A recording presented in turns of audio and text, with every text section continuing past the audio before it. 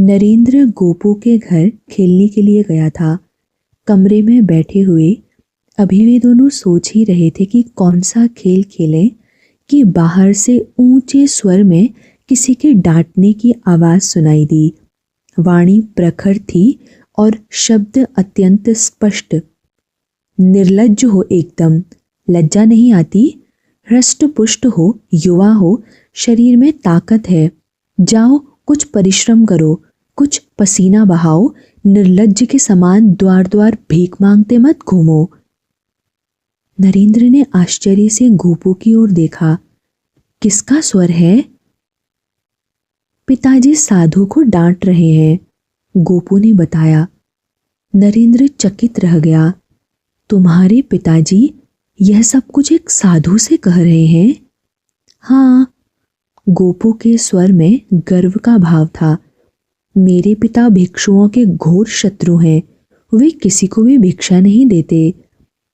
नरेंद्र की समझ में गोपू का यह गर्व नहीं आया।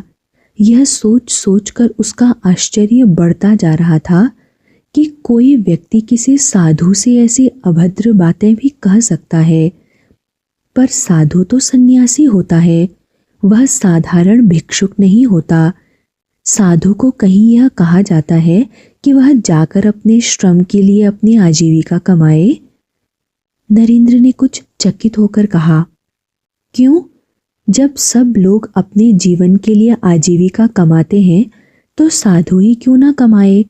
मेरे पिताजी भिक्षा वृत्ति को प्रोत्साहित करने के विकट विरोधी हैं। गोपू का आत्मगौरव तनिक भी नहीं डोला था। नरेंद्र पर गोपू के इन विचारों का सर्वथा विपरीत प्रभाव पड़ा। उसे लगा कि उसके भीतर जैसे कोई ज्वालामुखी फूटा हो और उसका सारा लावा उसके वक्ष पर आकर संचित हो गया हो। वह यदि अपना विरोध प्रकट नहीं करेगा तो उसका वक्ष जैसे फट जाएगा। तुम कहते हो कि जब सब लोग अपनी आजीविका कमाते हैं तो सन्यासी ही अपनी आजीविका स्वयं क्यों ना कमाए? नरेंद्र आवेश में बोला, सब लोग अपने अपने स्वार्थ और भौतिक सुखों के पीछे पड़े हैं, इसलिए वे अपनी अपनी आजीविका कमा रहे हैं। सन्यासी ने सबसे पहले अपना स्वार्थ छोड़ा है, भौतिक सुखों की कामना छोड़ी है, अपने पराये का भेद छोड़ा है, अपना अहंकार छोड़ा है, ईश्वर पर रहना निर्भर किया है। इसलिए वह अपनी आजीविका के लिए समाज पर और उससे भी बढ़कर ईश्वर पर निर्भर रहता है, और तुम उसे मनुष्य के तुच्छ स्वार्थों की ओर वापस धकेलना चाहते हो, और वह अपने लिए कमाए, अपने परिवार का पेट पाले और शेष सारे समाज को वंचित करे। गोपू ने आश्चर्य से उसे देखा। मैंने तो कभी यह सब सोचा भी नहीं बिले। गोपू के वाक्य में छिपी प्रशंसा की ध्वनि से नरेंद्र तनिक भी संतुष्ट नहीं हुआ। वह बोला, सोचना चाहिए, नहीं सोचा था तो अब सोचो। तुमने भिक्षा की एक मुट्ठी के लिए फैली उसकी हथेली देखी है, किंतु उसके द्वारा जीवन के सुखों का त्याग नहीं देखा। संन्यास भिक्षा मांगने का साधन नहीं है। किसी अमार्जनीय ऊर्जा से अभिभूत होकर नरेंद्र ने अपनी हथेली उसके सामने फैला दी। यह देखो, यह है संन्यास रेखा, मेरे हाथ में भी है यह रेखा। अंततः मुझे भी सन्यासी ही बनना है। इस उद्घाटन से गोपू जैसे आतंकित हो गया।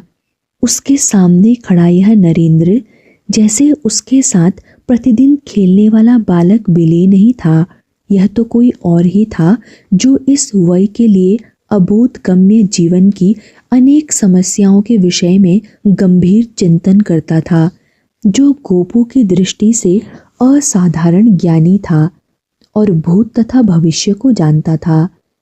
गोपू के मुख से अनायास ही निकला, तुम्हें यह सब किसने बताया है? मैंने ज्योतिष की पुस्तकों में पढ़ा है। तुम ज्योतिषी भी हो? नरेंद्र खुलकर हंस पड़ा। अपने विद्यालय का तो मैं सबसे बड़ा ज्योतिषी हूँ। अपनी कक्षा के किसी भी लड़के की हथेली पर मुझे यह रेखा नहीं मिली। गोपू का मन उदास हो गया। तुम संन्यास लोगे? मैं तो अवसर की प्रतीक्षा कर रहा हूं। तुम्हें संन्यास अच्छा लगता है? नरेंद्र ने उसे देखा और हल्के से मुस्कुराकर अन्यमनस्क हो गया। मुझे संन्यास बेहद आकर्षित करता है। मैं कक्षा के हर लड़के से पूछता हूँ कि क्या उसके पूर्वजों में से कभी किसी ने संन्यास धारण किया था। यदि कोई लड़का यह कहता है कि उसके वंश में कभी कोई व्यक्ति सन्यासी बना था, तो मुझे उसके प्रति भी लगाव महसूस होता है। सन्यास के प्रति इस सम्मोहन का कारण मैं नहीं जानता, किंतु मेरी आत्मा को जितना सुख और संतोष सन्यास की बात सोचकर मिलता है, उतना और किसी बात में नहीं मिलता। गोपू अवाक बैठा नरेंद्र की ओर देखता रह गया। सहसा उस गंभीर नरेंद्र के भीतर कहीं सोया हुआ खिलंडरा बिली जाग उठा। वह अपने सहज चंचल रूप में प्रकट हुआ। चल चलकर खेलते हैं, बातें बहुत हो गई। नरेंद्र ने गोपू के उत्तर की प्रतीक्षा नहीं की। वह उसकी बाह पकड़कर उसे इस प्रकार उठा लाया जैसे गोपू की अपनी कोई इच्छा ही ना हो। गोपू भी उसकी छाया के समान चुपचाप उसके साथ चला आया। वे लोग गोपू की वाटिका में आ गए। नरेंद्र अपने प्रिय चंपक वृक्ष की मोटी शाखा में अपने पैर फंसाए उल्टा लटक कर झूलने लगा। गोपू कुछ दूरी पर खड़ा उसकी बैताल मुद्रा का यह खेल देख रहा था। इच्छा तो उसकी भी हो रही थी कि वह उसी के समान लटक कर झूले, किंतु न तो उसे लटकने का साहस हो रहा था और न ही उसे अपनी टांगों में इतनी शक्ति होने का ही विश्वास था। तुम जानते हो मुझे इसी कांच पर झूलना क्यों अच्छा लगता है? नरेंद्र ने पूछा। नहीं तो, पर यह जानता हूं कि तुम झूलते इसी वृक्ष पर हो। क्या यह बहुत सुविधाजनक है? गोपू ने पूछा। नरेंद्र हंसा। जब चमगादड़ के समान उल्टा लटक कर ही झूलना है तो सुविधा क्या और असुविधा क्या? तो फिर इसी गाछ पर क्यों झूलते हो? नरेंद्र ने उसे इस प्रकार देखा जैसे वह कोई बहुत महत्वपूर्ण रहस्य उद्घाटित करने वाला हो। यह चंपक वृक्ष है बुद्धू। महादेव शिव को इसके पुष्प बहुत प्रिय हैं। मुझे महादेव प्रिय हैं, इसीलिए यह वृक्ष भी मुझे प्रिय है। गोपू के वृद्ध दादा घर से बाहर निकले। उन्होंने अपनी धुंधली दृष्टि से देखा कि चंपक वृक्ष पर कोई उल्टा लटक कर झूल रहा है, किंतु इतनी दूरी के कारण स्पष्ट नहीं हुआ कि झूलने वाला कौन है। उन्होंने अपनी आंखों के ऊपर हथेली जमाई और उसकी ओट में देखा, किंतु चेहरा स्पष्ट नहीं हुआ। उन्होंने अपने अनुमान के आधार पर मान लिया कि वह कोई और नहीं गोपू ही होगा। गोपू, ओ गोपू! उनकी वाणी में अधिकार भी था और विरोध भी। गोपू भागकर दादा के पास पहुंचा। चकित था कि सामान्यतः मीठा बोलने वाले दादा इस समय कठोर क्यों हो रहे हैं। क्या है ठाकुरदा? दादा की धुंधली दृष्टि ने भी इतना तो देख लिया था कि गोपू उनके पास खड़ा था, फिर भी वृक्ष पर कोई झूल रहा था। चंपक वृक्ष पर कौन लड़का झूल रहा है रे? बिले। दादा का स्वर कोमल हो गया। उन्हें खेद हुआ कि अपने पोते के प्रति व्यर्थ ही क्रोध जताया। कदाचित उसकी क्षतिपूर्ति के लिए ही अपनी वाणी को अत्यधिक मधुर और मृदुल बनाते हुए बोले, बेटा, चंपक का वृक्ष कच्चा होता है। तेरा यह बिले उस पर झूल झूल कर उसे तोड़ डालेगा, तो हम महादेव को अर्पित करने के लिए चंपक के पुष्प मांगने कहाँ जाएंगे? उसे मना कर दे, वह उस पेड़ से दूर ही रहा करे। गोपू संकुचित हो उठा। नरेंद्र उसका मित्र था और मित्र भी ऐसा जो प्रत्येक क्षेत्र में बढ़ा चढ़ा होने पर भी उससे सर्वथा बराबरी का व्यवहार करता था। नरेंद्र ने चाहे उस पर कभी अपना रौब नहीं जमाया, किंतु गोपू मन ही मन उसका रौब और बड़प्पन स्वीकार करता था। ऐसे मित्र को वह कैसे इस प्रकार का आदेश दे कि वह उसके पार के वृक्ष पर झूला ही ना करे। मैं कैसे मना करूं ठाकुरदा, उसे इस पर झूलना बहुत अच्छा लगता है। दादा का मन तो भड़का, किंतु अभी अभी पोते को डांट कर ग्लानि का अनुभव कर चुके थे, इसलिए आवाज को ऊंचा उठाए बिना ही बोले, तुझसे मना नहीं होता तो मैं मना कर देता हूँ। वे नरेंद्र की ओर चल पड़े। गोपू घबरा गया, जाने दादा नरेंद्र को क्या क्या बुरा भला कह दें। इससे तो कहीं अच्छा था कि वह स्वयं ही अपने ढंग से उसे समझा देता कि उसके दादा को उसका चंपक पर झूलना पसंद नहीं है। वह लपक कर दादा के बराबर आया और बोला, ठाकुरदा, आप उसे डांटेंगे क्या? अरे नहीं, डांटने की क्या आवश्यकता है। दादा बहुत ही मधुर तथा आश्वस्त स्वर में बोले, बस जरा समझा दूंगा, बच्चा ही तो है, समझ जाएगा। मजाल है कि फिर कभी इस पेड़ पर झूल जाए। झूलना तो दूर, वह तो इसके निकट भी नहीं फटकेगा। गोपू समझ नहीं पाया कि उसके दादा के मन में क्या है, किंतु उसका भाई इस आश्वासन से कुछ कम अवश्य हो गया कि दादा नरेंद्र को डांटेंगे नहीं। दादा धीरे धीरे किंतु दृढ़ मुद्रा में चलते हुए नरेंद्र के पास आए। गोपू तटस्थ दृष्टा की भांति एक और खड़ा खड़ा हो गया। वह देखना चाहता था कि दादा ऐसा कौन सा चमत्कार करने जा रहे हैं जिससे नरेंद्र को डांट भी नहीं पड़ेगी और वह चंपक के वृक्ष के निकट भी नहीं फटकेगा। उसकी मुद्रा ठीक ऐसी थी जैसे वह अपेक्षा कर रहा हो कि अभी अभी दादा अपने थैले में से खरगोश निकालकर उसे चकित कर देंगे। नरेंद्र ने वृक्ष पर लटके लटके ही दादा को नमस्कार किया तो दादा बोले, अरे बिले, इस वृक्ष पर मत झूला कर बेटा। नरेंद्र वृक्ष के नीचे उतर आया और आकर दादा के सम्मुख खड़ा हो गया। वह अत्यंत शालीन किंतु अधिकारपूर्ण स्वर में बोला, क्यों ठाकुरदा? दादा इस प्रश्न के लिए पूर्णतः तैयार थे। वे एक ऐसे सधे हुए अभिनेता के समान बोले जो अपनी भूमिका का अनेक बार पूर्व अभ्यास कर चुका हो। अरे, इस वृक्ष पर एक ब्रह्म दैत्य रहता है। बड़ी बड़ी लाल और डरावनी आंखें हैं उसकी, लंबी लंबी सफेद बाल हैं। काली रातों में उसकी सफेद चादर बहुत लोगों ने देखी है। जो उसे एक बार देख लेता है उसके तो भय के मारे प्राण ही निकल जाते हैं। नरेंद्र ने उत्सुकता से अपनी उनकी ओर देखा और पूछा, और क्या होता है ठाकुरदा? दादा ने एक ही दृष्टि में भांप लिया कि वे अपनी इस कथा के माध्यम से नरेंद्र के मन में भय नहीं उपजा पाए हैं। समझ गए कि इस लड़के के लिए कथा को कुछ और भयंकर बनाना होगा। बोले, और क्या बताऊं बेटा, जो कोई उसके इस वृक्ष पर झूलता है रात को दैत्य उसकी गर्दन ही मरोड़ देता है। दादा ने अपनी बात समाप्त कर नरेंद्र पर दृष्टिपात किया। उन्हें यह देखकर आश्चर्य हुआ कि नरेंद्र के चेहरे पर ना भय था न जिज्ञासा। एक स्पष्ट विरोध नरेंद्र के चेहरे पर उभर आया था। नरेंद्र ने जैसे दादा से स्पष्टीकरण मांगते हुए निर्भीक स्वर में पूछा, आज तक उसने किस किस की गर्दन मरोड़ी है ठाकुरदा? कुछ क्षणों के लिए दादा असमंजस में चुप खड़े रह गए। उन्होंने कल्पना भी नहीं की थी कि नरेंद्र उन लोगों का नाम पता भी पूछ बैठेगा जिनकी गर्दनें ब्रह्म दैत्य ने मरोड़ी थी।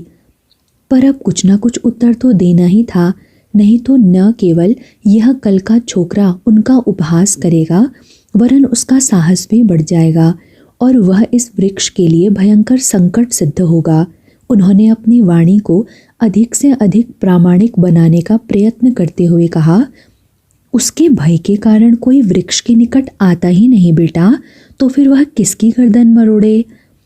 दादा ने अपनी बात को और प्रभावशाली बनाने के लिए कहा, वैसे हमने सुना है पहले जब लोगों को मालूम नहीं था तब कई बेचारे परदेसी अपने अज्ञान में ही मारे गए।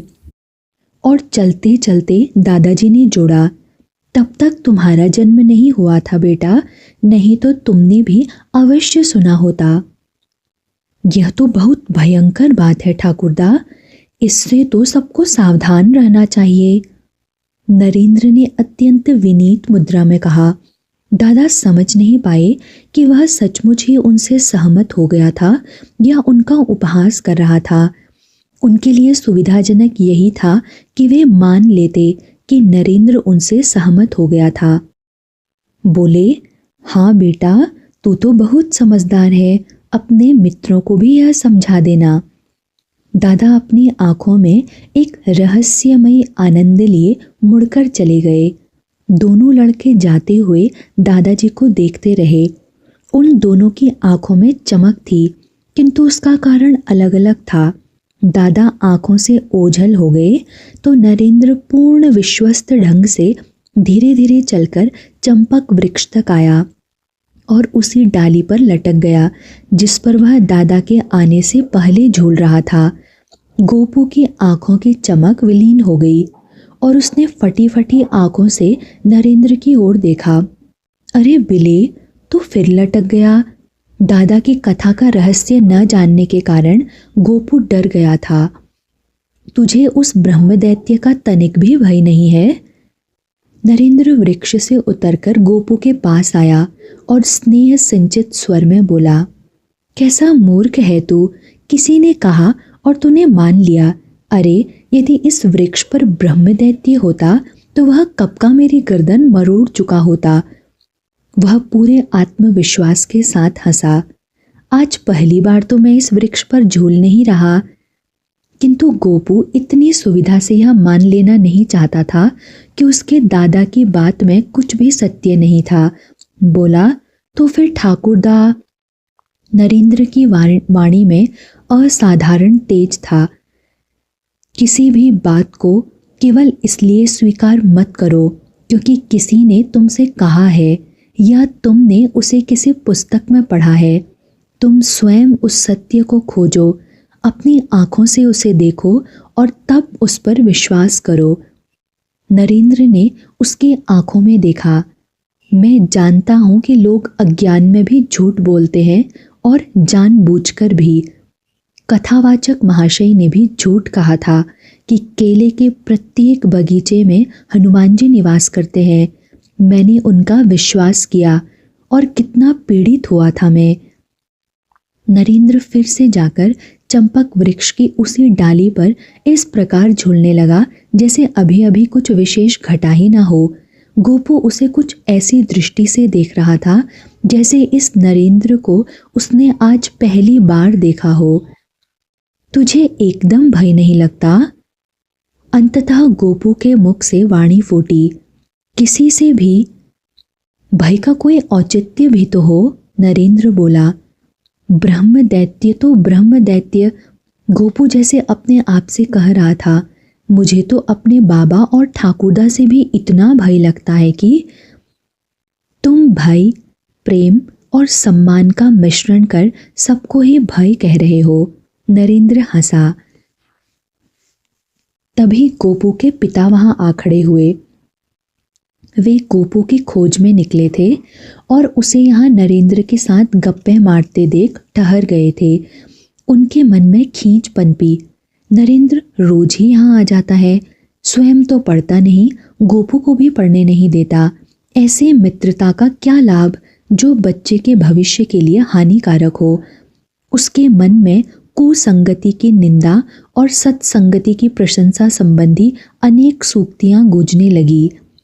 उनका पुत्र सचमुच ही कुसंगति में फंस गया था और न उसके नुकसान को समझता था, न ही उससे निकलने का कोई मार्ग जानता था।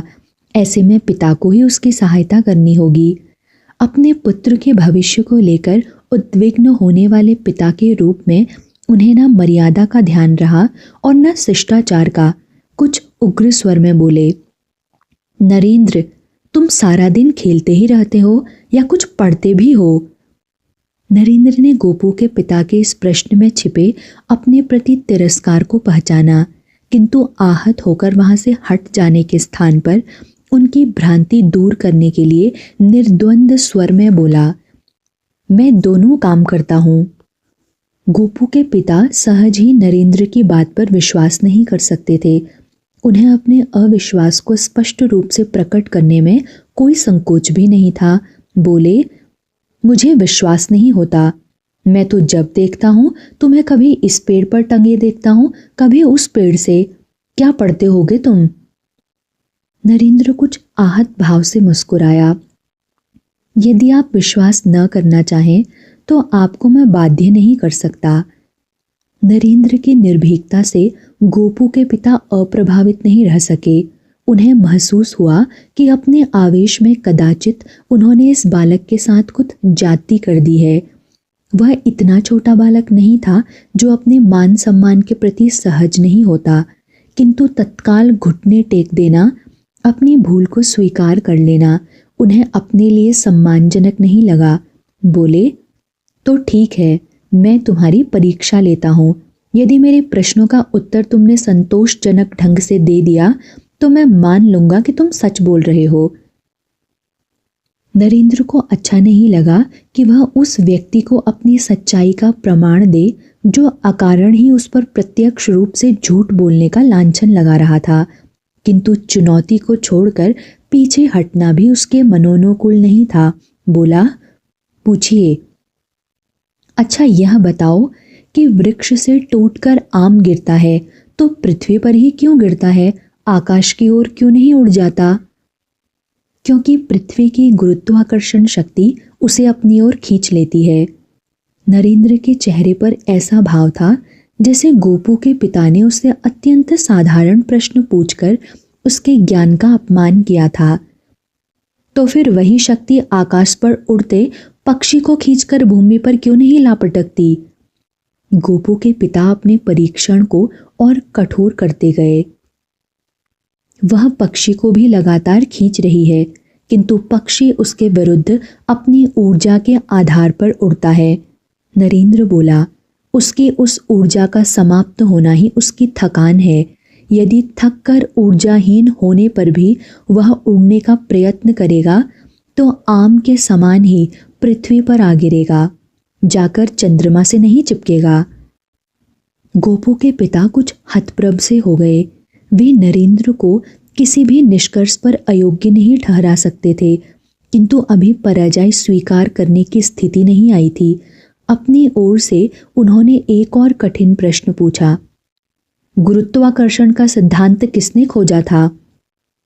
नरेंद्र की आंखों में एक असाधारण ज्योति कौंधी।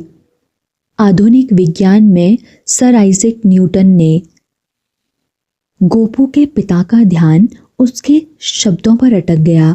उन्होंने चौंक कर पूछा, आधुनिक विज्ञान क्यों?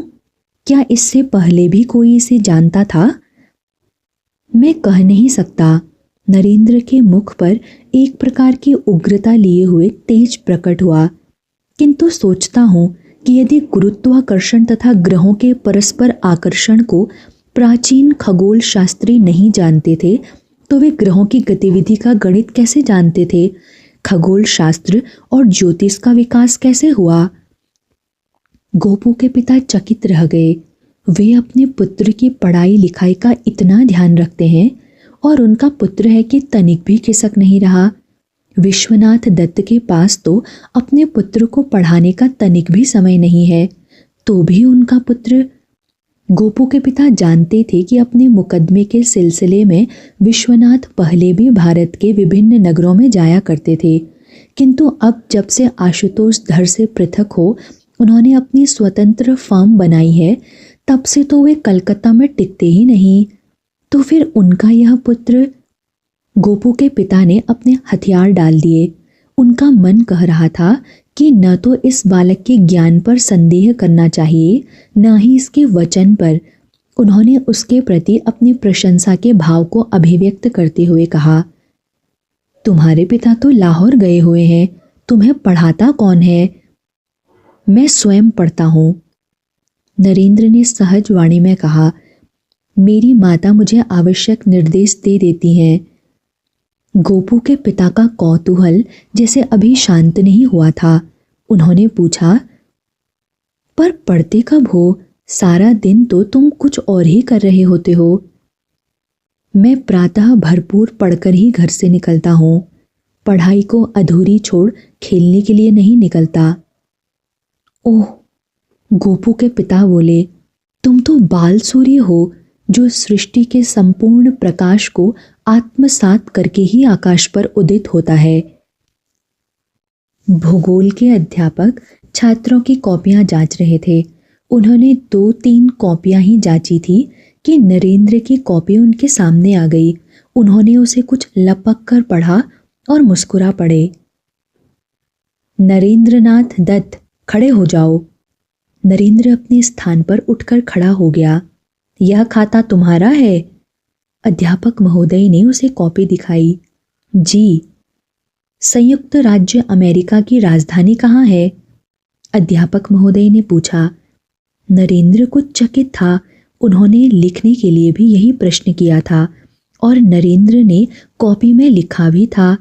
उसकी कॉपी उनके सामने थी, तो फिर वो क्यों पूछ रहे थे? किंतु जब उन्होंने पूछा ही था तो उत्तर तो उसे देना ही होगा। वॉशिंगटन, उसने कहा। अध्यापक मुस्कुराए। यही तुमने लिखा भी है। उत्तर में नरेंद्र भी मुस्कुराया। जो लिखा है वही बता रहा हूं गुरु महाशय। लिखने और बोलने में किसी देश की राजधानी भिन्न तो हो नहीं जाएगी। अचानक ही अध्यापक के चेहरे से मुस्कान विलीन हो गई। उनकी आकृति पर रोष के लक्षण उभरे। डपटकर बोले, तुझे लज्जा नहीं आती? कक्षा में किसी छात्र को किसी प्रश्न का उत्तर न सूझे, यह तो मेरी समझ में आता है, किंतु घर से करके लाए गए काम में भी भूल हो, यह तो अक्षम्य है। तुम्हें स्वयं नहीं आता था तो घर में किसी से पूछ लेते, पुस्तक में देख लेते। नरेंद्र समझ नहीं पा रहा था कि गुरु महाशय इस प्रकार क्यों कह रहे हैं, जैसे उसने कोई भयंकर भूल कर दी हो। उसने निर्भीक स्वर में कहा, गुरु महाशय, पहले मेरी भूल तो बताएं। अध्यापक का रोष वाणी से चलकर उनकी आंखों में केंद्रित हो गया। कुछ क्षणों तक वे उसे चुपचाप घूरते रहे और फिर उन्होंने अपना निष्कर्ष वाक्य उसकी ओर उछाल दिया। एक तो भूल करते हो और ऊपर से ऐसी उद्दंडता। नरेंद्र का स्वर भी कुछ उग्र हो गया। पर मेरी भूल क्या है गुरु महाशय? संयुक्त राज्य अमेरिका की राजधानी न्यूयॉर्क है। अध्यापक बोले, वॉशिंगटन नहीं। नरेंद्र पूर्णतः आश्वस्त था कि उसने कुछ भी गलत नहीं लिखा है। अध्यापक महोदय जाने क्यों ठीक उत्तर को गलत बताने पर तुले हुए थे। क्या उनके अपने ज्ञान में ही कहीं कोई त्रुटि थी? हो भी तो क्या, वे अध्यापक थे। अवस्था और सामाजिक सम्मान की दृष्टि से उससे बड़े थे। उसे अपना अपमान नहीं करना था, किंतु उनकी गलत बातों को वह स्वीकार भी कैसे कर लेता। सहज भाव से बोला, नहीं गुरु महाशय, यह गलत है। संयुक्त राज्य अमेरिका की राजधानी वॉशिंगटन ही है। इस बार अध्यापक क्रोध से भभक उठे। इतना दुस्साहस! एक तो उत्तर लिखने में भूल की, उस पर बता रहा हूं तो मानता नहीं, आगे से अकड़ता है। अहंकार की भी कोई सीमा होती है। गुरुओं के सम्मुख इस प्रकार बोलना चाहिए क्या? नम्रता सीखो, अपनी भूलों को स्वीकार करो और अपने ज्ञान का विस्तार करो। अमेरिका की राजधानी न्यूयॉर्क है। नरेंद्र तनिक भी विचलित नहीं हुआ। बोला, किंतु गुरु महाशय, आपके उपदेश के अनुसार यदि मैं आपके उपदेश के सम्मुख नतमस्तक हो भी जाऊं तो भी संयुक्त राज्य अमेरिका की राजधानी तो वॉशिंगटन में ही रहेगी। न्यूयॉर्क में स्थानांतरित कभी नहीं होगी। अध्यापक का क्रोध अमर्यादित हो उठा। वे अब और नहीं सुन सकते थे, चाहे यह लड़का सारे विद्यालय का कितना ही प्रिय विद्यार्थी क्यों ना हो। उन्होंने मेज पर से अपनी छड़ी उठाई और नरेंद्र के पास आ पहुंचे। हाथ बढ़ाओ। नरेंद्र ने अपनी हथेली फैला दी। अध्यापक ने पहले ही सपाटे में 4-5 छड़ियां जमा दी। उन्होंने विजय गर्व से दीप्त दृष्टि उस पर डाली। अब संयुक्त राज्य अमेरिका की राजधानी कहाँ है? नरेंद्र ने अपने चेहरे पर उभरने वाली कठोरता छिपाई नहीं, किंतु सधे हुए स्वर में बोला, अब भी वॉशिंगटन में ही है। अध्यापक ने उसे घूरा। कैसा निर्लज्ज लड़का है। उन्होंने उसकी हथेली पर 2 प्रहार और किए। नरेंद्र अपनी हथेली फैलाए वैसे ही खड़ा रहा। उसने हथेली हटाने अथवा किसी और प्रकार से मार से बचने का कोई प्रयत्न नहीं किया। अध्यापक का हाथ सहसा रुक गया।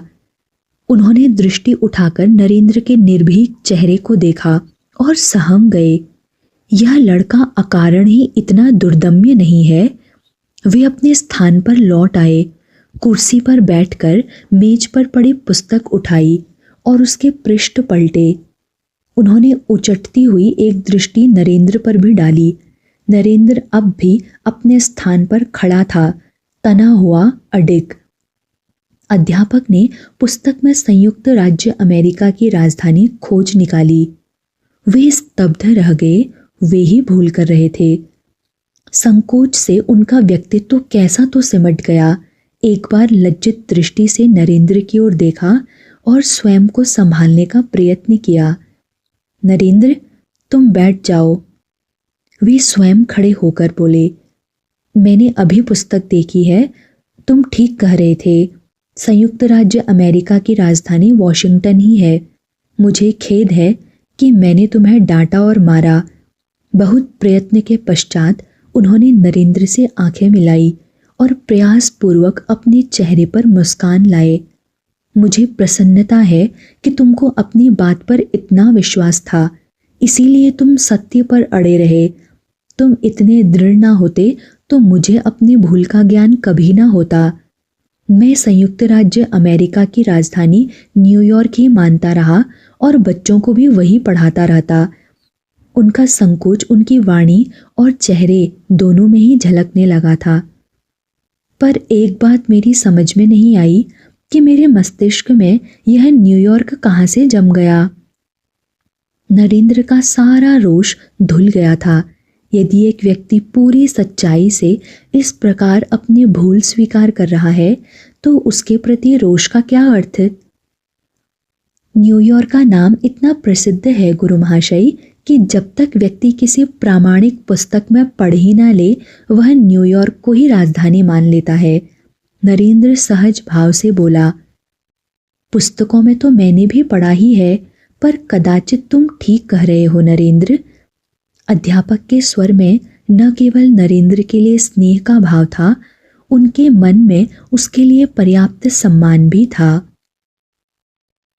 भुवनेश्वरी ने नरेंद्र की हथेली पर कुछ अतिरिक्त लाली देखी तो उसके मन में संदेह जागा। विद्यालय में तेरी पिटाई हुई है क्या? न चाहते हुए भी नरेंद्र को सारी घटना सुनानी पड़ी। कक्षा में तो वह तात्कालिक आवेश में अध्यापक महाशय को बहुत कुछ कह चुका था, किंतु अब जब उसका रोष समाप्त हो चुका था और अपनी भूल को स्वीकार कर लेने वाले अध्यापक के लिए उसके मन में आदर का भाव था, उसे अपने ही शब्द कुछ अधिक कठोर और उद्दंड लग रहे थे। माँ के सम्मुख वह सारी घटना निसंकोच भाव से नहीं सुनाई जा सकती थी। अभी तक तो माँ अपने मन में अध्यापक महाशय को दोषी मान रही होंगी, पर सारा विवरण सुनकर संभव है उन्हें नरेंद्र की उद्दंडता पर क्रोध आए, किंतु वह झूठ भी तो नहीं बोलना चाहता था। घटना सुनाकर उसने माँ की ओर देखा।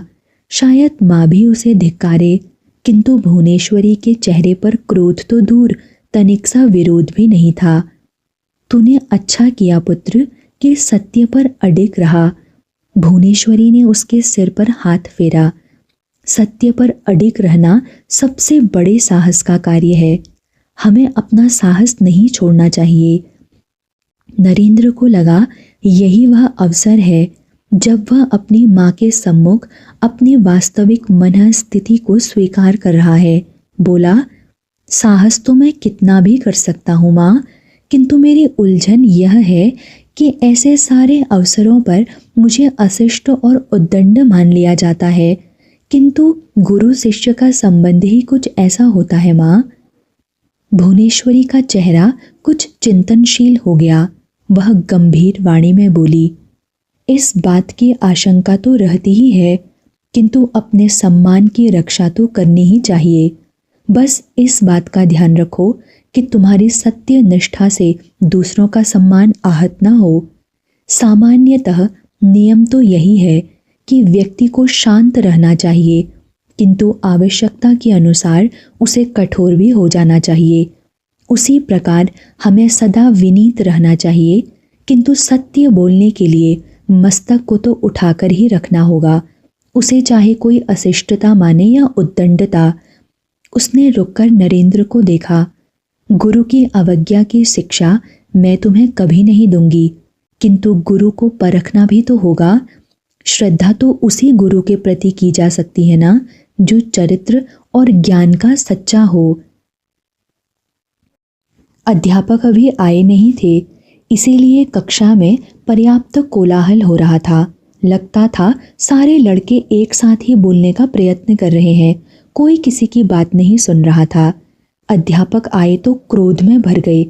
इतना शोर सुनकर कौन क्रुद्ध नहीं होगा, किंतु कक्षा थी कि उन्हें देखकर एकदम शांत हो गई। सारे लड़के अपने अपने स्थान पर अत्यंत निरीह भाव से बैठ गए, पर अध्यापक का क्रोध लड़कों की शालीनता से भी शांत नहीं हुआ। उन्होंने कुछ उग्र स्वर में कहा, कल मैंने जो काम करके लाने के लिए दिया था, जो लड़का वह काम करके नहीं लाया अपनी अपनी जगह पर उठकर खड़ा हो जाए। सारे लड़के अपने आसपास दृष्टि दौड़ाई। कौन कौन काम करके नहीं लाया, वे सब तो करके लाए थे। लगा कि सारी कक्षा काम करके लाई है। अध्यापक को कुछ निराशा हुई। अब वे अपना क्रोध किस बहाने से निकालेंगे, किंतु तभी एक लड़का उठकर खड़ा हो गया। अध्यापक ने उसकी ओर देखा। उसने कुछ कहा नहीं, केवल सिर लटकाए चुपचाप खड़ा था, अर्थात वह काम करके नहीं लाया था। अध्यापक को लगा कि कक्षा के दूसरे सिरे पर भी कुछ हलचल हुई है। उन्होंने दृष्टि उधर घुमाई। एक और लड़का भी उठकर खड़ा हो गया था, किंतु वह पहले लड़के के समान सिर झुकाकर चुपचाप नहीं खड़ा था। उसने पूरे आत्मविश्वास से पूछा, जो लोग काम करके लाए हैं वे अपना खाता आपकी मेज पर रख दें गुरु महाशय। अध्यापक ने मुख से कुछ नहीं कहा, केवल उस पर अपनी आंखें गड़ा दी। वे अपनी दृष्टि में कुछ असाधारण प्रखरता उत्पन्न करने का प्रयत्न कर रहे थे। लगता था कि उनकी दृष्टि उस लड़के को किसी प्रकार की क्षति पहुंचाना चाहती थी, किंतु जब उनकी दृष्टि कोई क्षति न पहुंचा सकी तो अध्यापक ने अपनी जिह्वा का सहारा लिया। तुम इधर आओ। अध्यापक के हाव भाव से लड़का समझ गया कि वे उसकी बात से प्रसन्न नहीं हुए हैं। काम करके लाने और अध्यापक की इच्छा पूरी करने का उल्लास दब गया। वह सहमा सा धीरे धीरे अध्यापक के पास आकर खड़ा हो गया। अब उसने भी सिर उसी प्रकार झुका लिया जिस प्रकार काम न करके लाने वाले लड़के ने झुका रखा था। हाथ आगे बढ़ाओ, अध्यापक ने कठोर स्वर में आदेश दिया। लड़के ने अपनी कांपती हुई हथेली आगे बढ़ा दी, किंतु कहे बिना नहीं रह सका। पर मैंने किया है काम गुरु महाशय। अध्यापक ने उसकी हथेली पर पहला बेंत जमाने के बाद ही उत्तर दिया। एक बेंत कॉपियों के विषय में पूछने के लिए, जब मैंने अभी केवल यह कहा था कि जो काम करके नहीं लाया वह खड़ा हो। तुम्हारा मतलब क्या था और कुछ पूछने का? अध्यापक ने उसे कुछ और ही अधिक विकटता से घूरा और हथेली पर दूसरा बेंत जमाते हुए सूचना दी, और दूसरा बेंत यह पूछने के लिए कि तुम्हें दंड क्यों दे रहा हूं। उन्होंने रुककर सारी कक्षा पर एक स्नेह दृष्टि डाली। गुरु को यह ज्ञात है कि वह दंड क्यों दे रहा है।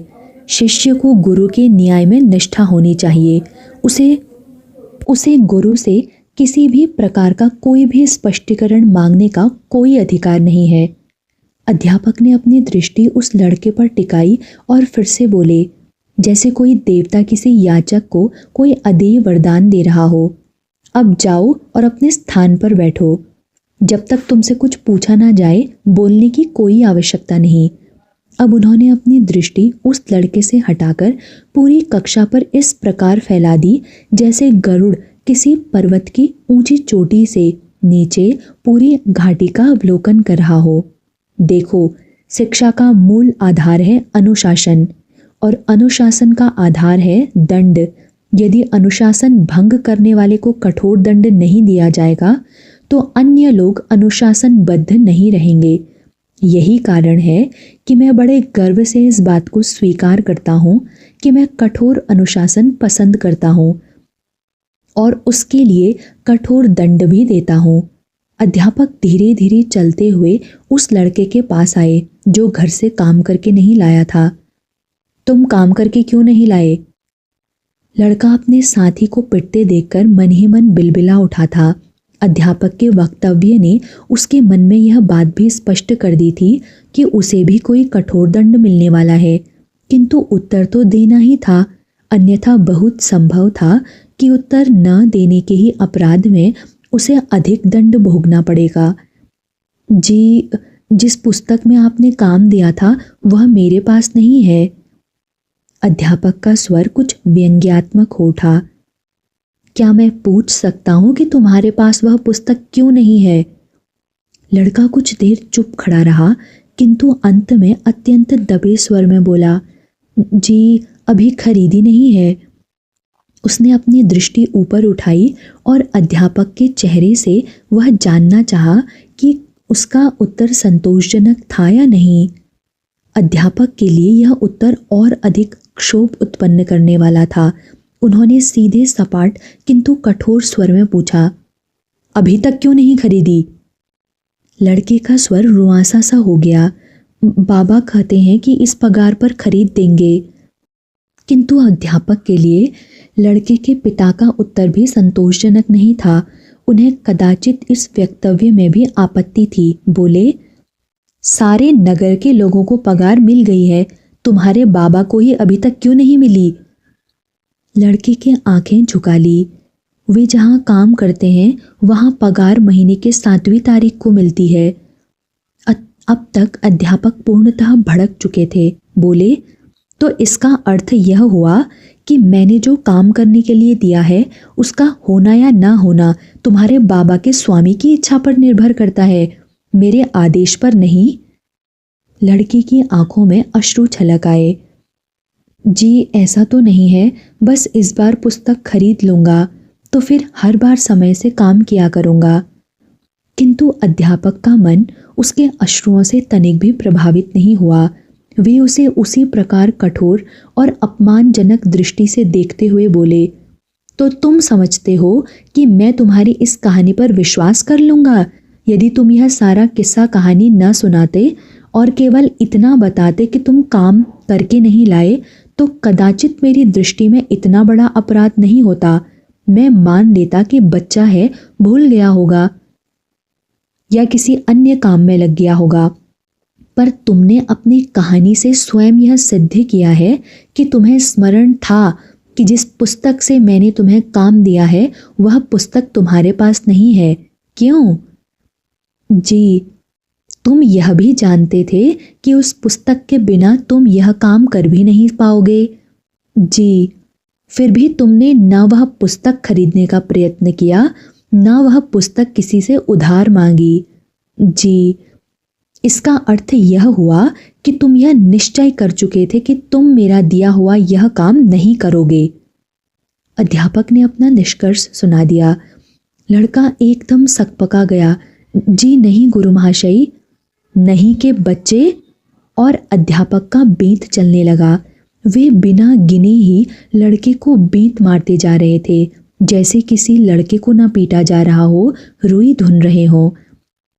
अपने स्थान पर बैठा नरेंद्र आरंभ से ही बड़े ध्यान से यह सब कुछ देख रहा था। आरंभ में ही अध्यापक की इस कठोरता पर उसके मन में विरोध जागा था। उसने मन ही मन कहा कि यह कठोरता नहीं, क्रूरता है। उसकी आंखों में लड़के के प्रति सहानुभूति तथा इस घटना के प्रति पीड़ा का भाव बहुत ही स्पष्ट था। उसके पश्चात तो उसके मन में विरोध के पश्चात रोष और रोष के पश्चात क्रोध उत्पन्न हुआ, किंतु न तो वह अपना विरोध प्रकट ही कर सकता था, न क्रोध ही। वह विद्यालय की कक्षा थी, अध्यापक कक्षा का स्वामी होता है। अध्यापक के विरुद्ध कुछ कहना और करना तो दूर, सोचना भी उचित नहीं है, किंतु वह क्या करता। अपने क्रोध को प्रकट न कर पाने की बाध्यता जैसे उछल उछल कर बाहर आना चाहती थी। वह अपने क्रोध की गेंद को जितनी जोर से चुप्पी रूपी बालू के ढेर में मारकर भीतर धसा देता था, वह उतने ही वेग से पलटकर वापस आ जाती थी जैसे वह रेत के ढेर में न मारी गई हो, किसी ठोस दीवार पर पटक दी गई हो। अपने क्रोध, असहायता तथा बाध्यता को नियंत्रित करने का वह जितना भी अधिक प्रयास कर रहा था, उसमें उतना ही असफल होता जा रहा था। उसके समझ में नहीं आ रहा था कि वह क्या करे, क्या कहे, स्वयं को कैसे नियंत्रित करे। इसी असमंजस में उसने एक विचित्र प्रकार की असमर्थता का अनुभव किया और उसके मुख से एक ऐसी विचित्र ध्वनि फूटी जो हंसी से काफी समानता रखती थी, या शायद अपनी उस विचित्र स्थिति से उभरने के लिए वह हंस ही पड़ा था। अध्यापक का ध्यान पिटते हुए लड़के से हटकर नरेंद्र की ओर चला गया। क्यों हंस रहा है वह? क्या वह उनका उपहास कर रहा है? एक विद्यार्थी अध्यापक का उपहास कर रहा था, जैसे वे शिक्षा न दे रहे हों, कोई मूर्खतापूर्ण खेल खेल रहे हों। अध्यापक का सारा क्रोध केंद्रीभूत होकर नरेंद्र पर टिक गया। वे अनायास ही चलते हुए उसके पास आ गए और बिना किसी चेतावनी के उन्होंने अपनी बेंत से उसे झमाझम पीटना आरंभ कर दिया। कुछ क्षणों तक मनोनुकूल धुनाई कर उन्होंने अपने हाथ को वाणी का सहयोग भी दिया। शपथ लो कि भविष्य में कभी मेरा उपहास नहीं करोगे। नरेंद्र उस लड़के के प्रति किए गए अन्याय से ही अत्यंत पीड़ित था। अब अपने प्रति किए जा रहे इस क्रूर व्यवहार से जैसे उसका रोम रोम जल उठा। वह तड़प कर बोला, मैंने आपका उपहास नहीं किया है। मैं आपकी इच्छा अनुसार ऐसी कोई शपथ भी नहीं ले सकता। अध्यापक का क्रोध उनकी बुद्धि को तो गटक ही चुका था। अब उन्हें लगा कि नरेंद्र जानबूझकर उनका अपमान कर रहा है। उनका क्रोध दुगने वेग से बढ़ा और उसी गति से उनके हाथ भी चलने लगे। वे नरेंद्र को इस प्रकार पीट रहे थे जैसे उसके मुख से अपनी इच्छा अनुसार शपथ का वह वाक्य उच्चरित करवाकर ही रहेंगे, किंतु नरेंद्र की दृढ़ता उनकी क्रोधाग्नि में आहुति का कार्य कर रही थी। नरेंद्र न तो उनकी इच्छा अनुसार शपथ ले रहा था और न ही मार की पीड़ा से रो या चिल्ला रहा था। न वह अपनी भूल स्वीकार कर रहा था, न वह उनसे क्षमा मांग रहा था। अध्यापक को लग रहा था कि नरेंद्र यह सब कुछ केवल उनका अपमान करने के लिए ही कर रहा है। अंततः अध्यापक को लगा कि उनका सारा दंड व्यर्थ जा रहा है। कदाचित नरेंद्र जैसे लड़के के लिए यह दंड बहुत छोटा और साधारण है। उन्होंने अपने अंतिम शस्त्र के रूप में नरेंद्र को उसके दोनों कानों से पकड़कर बेंच के ऊपर उठा दिया। हथेली पर बेंत की मार को नरेंद्र ने अब तक असह्य न माना था, किंतु कानों को पकड़कर इस प्रकार उठाया जाना उसके लिए भी असह्य था। उसे लगा कि किसी ने जैसे उसके कानों को चीर दिया हो और उसके कानों में से रक्त बह आया है। इस अमानुषिक व्यवहार के परिणाम स्वरूप क्रोध और अपमान के मारे नरेंद्र की आंखों में अश्रु आ गए। उसका क्रोध मर्यादा के बंधन को तोड़कर चिल्लाया, मेरे कान मत उखाड़िए। और उसे लगा कि इस वाक्य में जो याचना थी, चाहे वह कितनी भी क्षीण क्यों न हो, उसमें अध्यापक की क्रूरता के प्रति विरोध नहीं था। इस वाक्य में कहीं यह ध्वनि नहीं थी कि जो कुछ भी वे कर रहे हैं वे गलत है, अनुचित है, अन्यायपूर्ण है। वह मुखर क्रोध के साथ चिल्लाया, मुझे इस प्रकार पीटने का आपको क्या अधिकार है? नरेंद्र के स्वर के अधिकार ने अध्यापक को डरा दिया और तब उन्होंने देखा कि नरेंद्र के कानों से रक्त बह रहा था। उनकी भयभीत बुद्धि ने उन्हें चेताया। वे अपने क्रोध में शायद अपने अधिकार की समस्त सीमाओं का अतिक्रमण कर गए थे। वे नरेंद्र को छोड़कर पीछे हट गए। नरेंद्र का क्रोध इतने से ही शांत होने वाला नहीं था।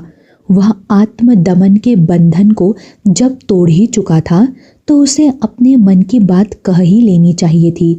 इस बार उसने अपने पूर्ण जागृत क्रोध के साथ कहा, सावधान, अब मुझे हाथ भी मत लगाना।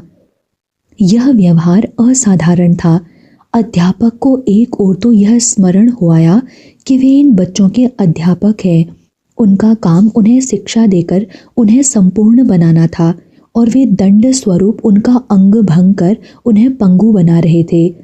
अध्यापक समझ नहीं पाए कि उनकी चेतना में जो असंख्य लहरें उठ रही थीं वे भय से निर्मित थी अथवा धिक्कार से। अपने निरीक्षण कार्य के लिए संयोगवश उधर से गुजरते हुए ईश्वर चंद्र विद्यासागर के कानों में नरेंद्र का यह क्रुद्ध फटकार पड़ा। वे रुक गए। उनके विद्यालय का एक छात्र अपने अध्यापक को इस प्रकार धमका रहा था। उन्होंने कक्षा में प्रवेश किया।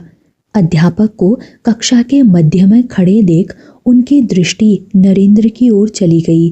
नरेंद्र के कानों से रक्त बह रहा था और वह पीड़ा, अपमान तथा क्रोध से उबल उबल कर रो रहा था। ईश्वर चंद्र उसके निकट आ गए। क्या हुआ नरेंद्र? नरेंद्र अपने निकट ईश्वर चंद्र को देखकर न तो हतप्रभ हुआ, न उसे अपनी किसी भूल का बोध हुआ। उसे लगा कि यही उचित अवसर था कि वह अपने मन में दबे हुए चित्कार को वाणी दे। अब न कहा तो फिर कहने का कोई लाभ नहीं होगा। और फिर ईश्वर चंद्र से अधिक उपयुक्त व्यक्ति और कौन हो सकता है जिसे इस घटना की पूरी सूचना दी जानी चाहिए। वह रुदन और रोष के साथ सप्रवाह बोला, इनसे पूछिए, इन्होंने किस अपराध के लिए मुझे इतना मारा? केवल इसलिए कि इन्हें एक निरीह बालक को अपने बेंत से रुई के समान धुनते हुए देखकर मुझे इनकी महानता और अपनी असहायता पर हंसी आ गई थी। ये अध्यापक हैं या कसाई? यह किसी शिक्षक का दंड विधान नहीं हो सकता कि विद्यार्थी का अंग भंग कर दें। उसने रुककर पूर्ण विश्वास के साथ विद्यासागर की ओर देखा। गुरु महाशय, यदि आप इस विषय में भी इनका पक्ष लेंगे तो आप भी इस शिष्य हंता अध्यापक के पाप के भागी होंगे। और मैं तो उसने उनके सामने ही अपनी सारी पुस्तकें समेट ली। मैं तो सदा के लिए आपका विद्यालय छोड़कर जा रहा हूँ। नरेंद्र अपनी पुस्तकें लेकर ईश्वर चंद्र को देखते देखते कमरे से बाहर निकल आया। उसके कमरे से निकल जाने के पश्चात ही ईश्वर चंद्र भी उसके संकल्प की गंभीरता के प्रति सजग हुए। उन्होंने अध्यापक से कुछ नहीं कहा। वे नरेंद्र के पीछे पीछे कमरे से बाहर निकल आए, किंतु बरामदा पार करने तक उन्होंने उसे कुछ नहीं कहा।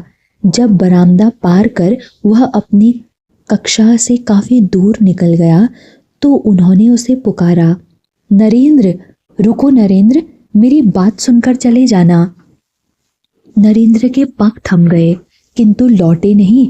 वह अपने स्थान पर खड़ा उन्हें अवसर देता रहा कि ईश्वर चंद्र चाहें तो उसके निकट आ सकते हैं। वह उनसे मानेगा नहीं। ईश्वर चंद्र उनकी इच्छा समझ गए।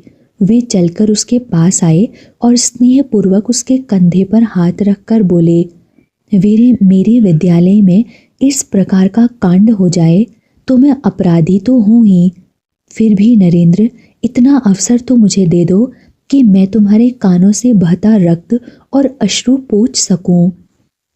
नरेंद्र ने उनकी ओर देखा। उसकी दृष्टि में उनके स्नेह के प्रति कृतज्ञता का भाव था। तुम्हारे क्रोध का कारण और उसकी सीमा दोनों को ही मैं समझता हूँ, ईश्वर चंद्र बोले, किंतु यदि तुम मुझे बात करने का थोड़ा सा अवसर दोगे तो मैं इस अपराध के कलंक को कुछ तो हल्का कर ही सकूंगा। नरेंद्र ने उन्हें कोमल किंतु सशंक दृष्टि से देखा। मैं कक्षा में वापस नहीं जाऊंगा। बिल्कुल नहीं, कक्षा में क्यों भेजूंगा तुम्हें मैं? ईश्वरचंद्र बोले, तुम मेरे कक्ष में चलो, वहीं थोड़ा सा वार्तालाप करेंगे। नरेंद्र कुछ नहीं बोला और ईश्वरचंद्र उसके कंधे को थामे उसे अपने कक्ष की ओर ले चले। पहले उन्होंने अपने रूमाल से उसके कानों से बहता रक्त पोंछा और फिर बोले, मैं यह मानता हूँ नरेंद्र कि माता पिता, अध्यापक तथा अन्य गुरुजनों को थोड़ा कठोर होने का अधिकार होता है। अज्ञानी को कभी कभी दंड सीधे मार्ग पर ले आता है, किंतु यह स्पष्ट है कि गुरुजन जब भी कठोरता का व्यवहार करें, खेद के साथ करें। उन्हें सदा लगे कि उन्हें नहीं करना पड़ता तो अच्छा होता। यह उनके कठोर व्यवहार से यदि बालक एक अश्रु बहाए तो उनका हृदय 10 अश्रु रोए। वे लोग ईश्वरचंद्र के कक्ष में पहुंच गए थे। ईश्वरचंद्र ने नरेंद्र को अपने सामने वाली कुर्सी पर बैठाया। तुम्हारा कान किसी डॉक्टर या वैद्य को दिखा दूं या तुम अपने परिवार के डॉक्टर को ही दिखाना चाहोगे? नरेंद्र इस प्रकार के प्रश्न के लिए तैयार नहीं था। उसका अपमान बोध उसके घाव से कहीं अधिक पीड़ादायक था। उत्तर देने में उसे 2-1 क्षण लगे। नहीं, मैं ठीक हूँ, घर जाकर दिखा लूँगा। संभव है उसकी आवश्यकता ही ना पड़े। ईश्वरचंद्र ने अपनी पिछली बात का सूत्र पुनः पकड़ लिया। अच्छा, मैं यह कह रहा था कि क्या तुम मुझसे सहमत हो कि गुरुजनों को इतना अधिकार है? नरेंद्र के लिए यह असाधारण स्थिति थी। विद्यासागर महाशय ने आज तक कभी उस प्रकार बात नहीं की थी। वह उनका बहुत कम उम्र का एक विद्यार्थी मात्र था। आज वे उससे समकक्षता के धरातल पर चर्चा कर रहे थे। नरेंद्र का रोष अब तक कुछ कम हो चुका था। बोला, बालकों के सुधार के लिए जो दंड देना चाहें उनका उन्हें अधिकार है, किंतु अपने अहंकार के पोषण के लिए बालकों को कष्ट देना न तो दंड है और न उन्हें उसका अधिकार होना चाहिए। मैं तुमसे पूर्णतः सहमत हूँ, ईश्वरचंद्र बोले, और बालकों के कष्ट को देखकर संतुष्ट होने अथवा सुख पाने वाले व्यक्ति को तो कोई अधिकार ही नहीं होना चाहिए कि वह उन्हें फूल की छड़ी से भी छुए। नरेंद्र कुछ नहीं बोला, किंतु वह समझ रहा था कि विद्यासागर महाशय केवल उसे संतुष्ट करने के लिए यह सब नहीं कह रहे थे। बहुत संभव है कि उन्होंने इस विषय में पहले भी विचार किया हो। मैं तुमसे सच कहता हूँ नरेंद्र, अपने विद्यालय में इधर अध्यापकों द्वारा बढ़ते हुए दंड विधान को देखकर मैं तनिक भी प्रसन्न नहीं था। विद्यासागर बोले, यह संयोग ही है कि तुम्हारे प्रति उन अध्यापक के इस व्यवहार से अकस्मात ही एक अवसर मेरे हाथ आया है जिससे मैं बालकों के प्रति यह क्रूरता समाप्त कर सकूं।